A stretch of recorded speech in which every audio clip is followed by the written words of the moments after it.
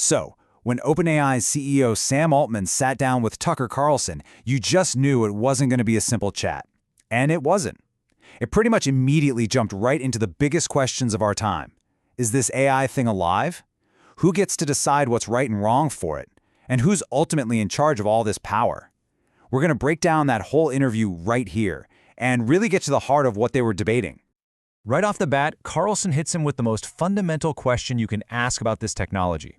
Is it alive? And Altman's answer was a pretty clear no. He explained that these AI systems are just tools that don't have their own will or desires. But Carlson immediately pushed back, because as he argues, for anyone who's actually used it, it can feel like a whole lot more than just a tool. And this distinction is absolutely critical. When Carlson asks if AI can lie, Altman gets really specific. He says it hallucinates. See, lying, that implies you want to deceive someone. It suggests there's a consciousness in there making a choice. But hallucinating, in Altman's view, is totally different. It's more of a math problem. The AI is just making its best statistical guess when it hits a wall. For him, it's a technical bug that needs to be fixed, not some sign of a deeper intelligence. And that core disagreement really sets the stage for our first big theme. Is this machine, this incredibly powerful tool, actually alive? Carlson really doubles down on the feeling you get from using AI. He says the experience is beyond just a really fancy calculator. For him, and for a lot of people, the way it seems to reason and come up with new ideas just feels like there's something else going on under the hood.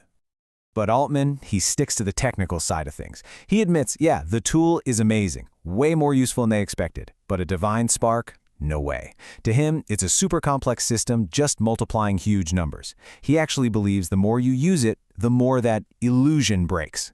So there you have it. One person sees a potential spark of life, the other sees an incredibly sophisticated but ultimately lifeless tool. Okay, so if we say it's just a tool, then that leads directly to the next huge question. Who's programming its sense of right and wrong? Who decides its moral compass? And this is where it gets really, really tricky. Carlson points out that human philosophy is basically a giant argument that's been going on for thousands of years. You've got completely opposite ideas all at war with each other. So how in the world are you supposed to pick one and program it into a machine? So what's Altman's answer? He says he's not trying to play God or impose his own morality. The goal, he says, is for the AI to reflect a sort of weighted average of humanity's values. He wants to build a tool that serves everybody by reflecting the collective view of its users, which hopefully will one day mean the entire world. Their practical, real-world answer to this challenge is something they call the model spec. Think of it like a public rulebook. It lays out all the intended rules for how the AI should behave, and it's out there for everyone to see, debate, and help improve. But when he's pushed on who makes the final call, the answer is pretty direct. Altman says that while they listen to a lot of people, at the end of the day, the buck stops with him. He is the one who can be held accountable for the final decision. And that kind of personal responsibility gets tested in the most extreme ways when they get into the really high-stakes ethical dilemmas, where all this program morality meets the real world of life and death.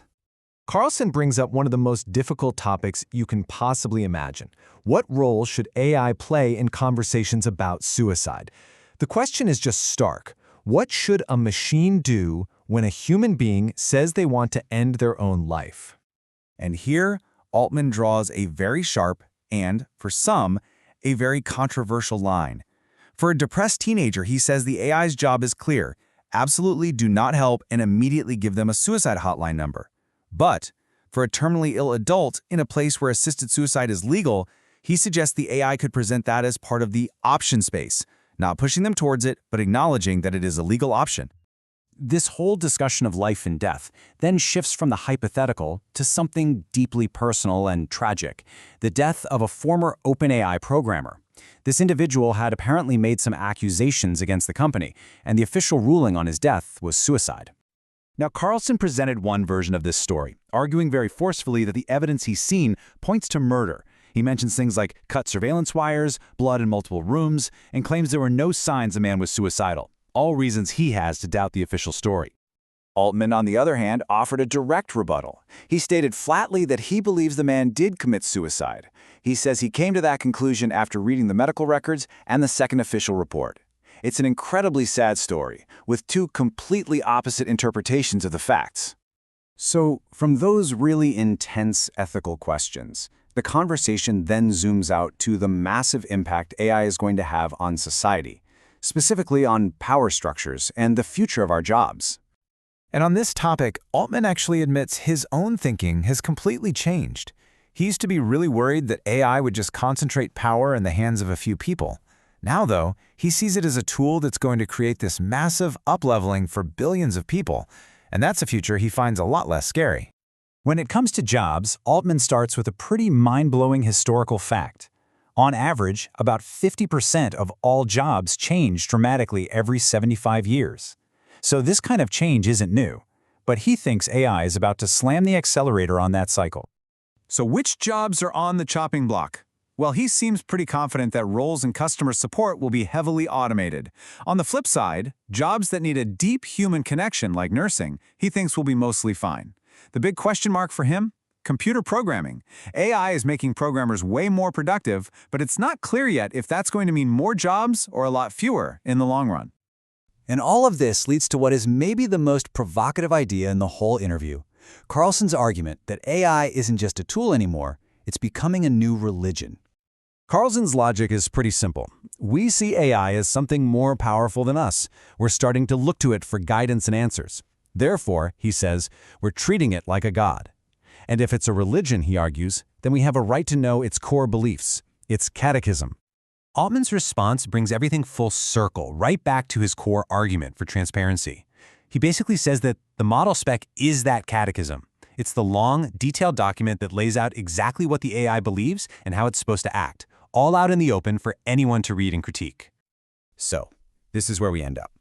Altman's vision is to create an AI that acts like a mirror, reflecting the collective moral view of all of us.